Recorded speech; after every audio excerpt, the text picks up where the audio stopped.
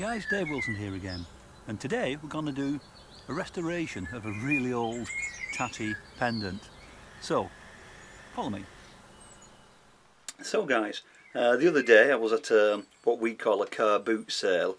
I think in America you call it a swap meet or a yard sale, garage sale, whatever. And on a stall I saw this. And you think, okay, it's a terrible looking pendant.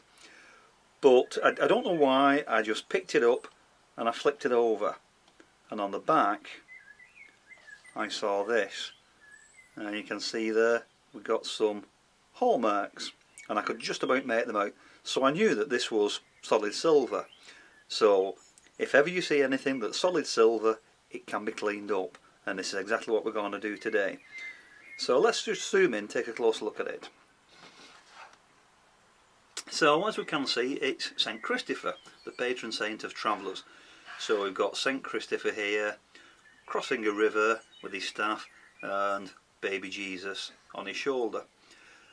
So these are often given to people when they go on holiday or a trip, or just as a nice present, maybe for a 16th or an 18th birthday.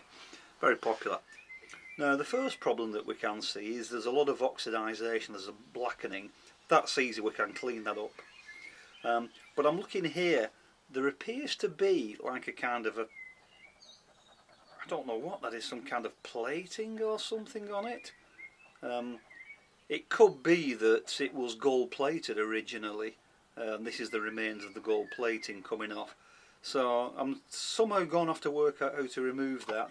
But the first thing I'm going to do is I'm just going to clean it.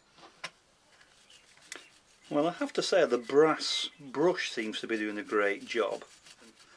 So if you haven't got one, you really need to get yourself one of these. This is called a scratch brush, which is a bad name really, because you buy them because they don't scratch. The bristles are made out of brass, and so what it does is it'll remove any loose particles, and it kind of burnishes the silver, but it won't scratch it. So you can see here it's come up really nice and shiny, but there's no scratches on the back, it hasn't done any damage to it. So get yourself one of these, a brass scratch brush. Use it with warm water and a little drop of dish soap, and it is incredible. So let's zoom in, take a look what we've got. So wow, you can see that the brass brush really did a great number on this. It's fantastic. What I thought was loose plating around it turned out just to be dirt. I don't know, it might be food, or I don't know what it was. But it's all come off, so you can see the front's looking pretty good. We can still improve it, but it's looking pretty good. St. Christopher there, we can see all the detail. We haven't removed any detail, and that's the important thing. Now let's flip it around and have a look at the back. Let's just get really close in here. Like I was saying, this is the whole reason why I bought this in the first place, because I could see the hallmarks on the back, and I knew that they were silver hallmarks. I couldn't make out what they were, but I could at least see them. So we've got GJ Limited, so that's the person who made it. We have the Lion, which is the mark for sterling silver in England. We've got a leopard's head, which is the assay mark for London, so this means that it was tested and stamped at the London assay office. And the last there, we've got a letter which I think is a P, and the shape of the surrounding and the type of font, that will tell us the year. So let's go online, let's have a little look and see who made this. So I know it was made by London because it's got a leopard's head on. So if we search for London makers marks, a lot of websites will come up. I've used this one before, this one's quite good. And we've got a, let's just have a look, we have a G and a J. So I've got an idea what it is, but we'll just show you. So GJ, and if we have a look down there, this is what we've got here. We've got the G, J, L and the very small D. As I suspected, that is Georg Jensen Limited, or Georg Jensen. This is a Danish designer, so this was made abroad and then it was imported into London and tested at the London assay office. And you can see here that this particular style of mark was used between 59 and 79, so I know that this pendant is sometime in the 60s or 70s. So what we can do now is, if you search for London date letters, we can see here, looking down, this is what we've got here. We've got a lowercase r, slightly italicised in a hexagonal shape, and that is 1972. So I know that this pendant is a Georg Jensen silver pendant made in 1972. So that's great, because that adds a lot of value to it, because Georg Jensen is quite collectible. So we're in the money. So let's finish cleaning it up. So this hallmark here adds a lot of value to the piece, so I'm going to polish the back, but I want to keep the hallmark safe. So I'm just going to put a little piece of tape just over the hallmark there.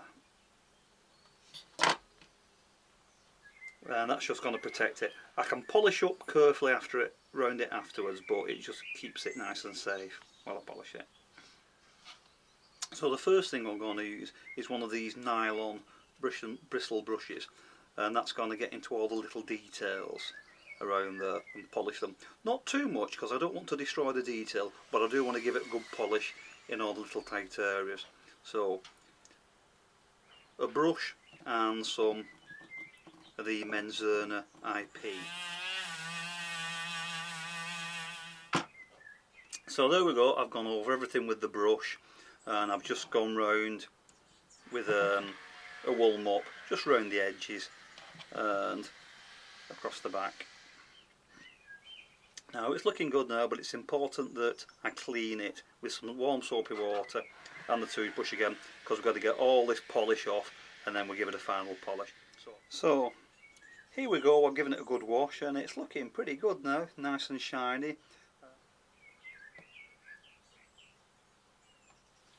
So this is the back now, looking nice. There's no scratches or dents on it now, it's all really good condition, but you can see we've got the square outline there where the tape was.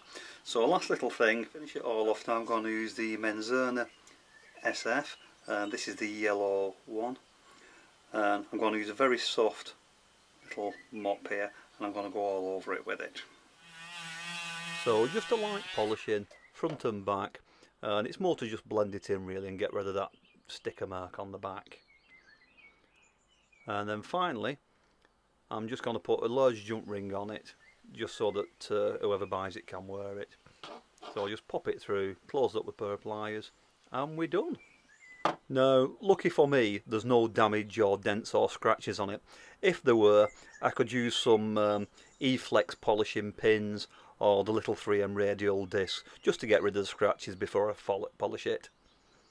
But no need to do that here, it's in good shape. So, what a great find, eh? I thought I'd found a silver pendant. I didn't realise I'd found a Georg Jensen 1970s Danish designer silver pendant. Cost 50p, probably worth about £50. I'll have to do some research. But the moral of the story is clear. Yes, it's hard to find these bargains.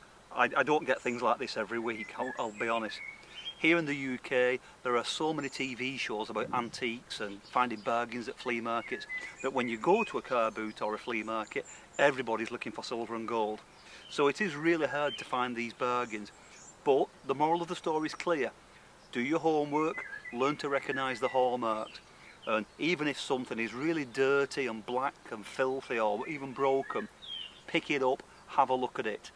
Go with your gut feeling. If you're not sure, pay 50p or £1, buy it anyway. You might just get lucky. Because treasure is out there, trust me. So, happy hunting guys. Take care. I've been Dave Wilson and I'll see you real soon on the next video. Bye for now.